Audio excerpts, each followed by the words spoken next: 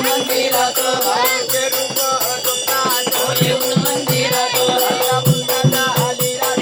सांगितलं होती कदर आता बोलताना आली रात सांगितलं होती कदर देव बोले हो वेदांत होत मनाची रानं बोले हो वेदांत होत मनाची रानं जाईन नाही जाणून कधी येई परतून मनसे भावी बाबा नाही कारण बोलते देवानं बोलायचं नाही कारण